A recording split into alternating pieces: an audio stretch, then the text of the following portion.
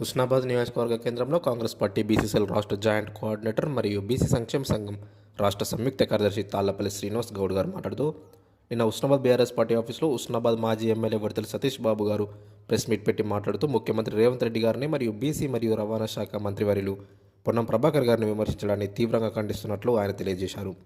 సతీష్ బాబు గారు, మీకు పొన్నం ప్రభాకర్ గారి గురించి మాట్లాడే నైతిక హక్కు మీకు లేదని శ్రీనివాస్ గారు అన్నారు.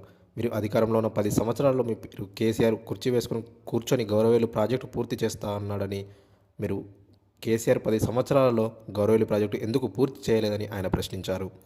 మీరు 10 సంవత్సరాల్లో గౌరవేలు ప్రాజెక్టు పూర్తి చేయక గుడ్డిగూరల పనులు తోమల సతీష్ బాబు గారని ఆయన ఎద్దేవా చేశారు. పొన్నం ప్రభాకర్ గారు గెలిచి 18 నెలల్లోపే హుస్నాబాద్ నియోజకవర్గాన్ని 1200 కోట్ల నిధులు తెచ్చి అభివృద్ధి చేస్తూ, అలాగే గౌరవేలి ప్రాజెక్టు పూర్తి చేయడం కోసం 427 కోట్ల నిధులు మంజూరు చేయించిన పొన్నం ప్రభాకర్ గారిపై చౌకబారు విమర్శలు చేస్తే చూస్తూ ఎవరు ఊరుకోరు సతీష్ బాబు గారే అని తాళ్లపల్లి శ్రీనివాస్ గౌడ్ గారు ప్రశ్నించారు.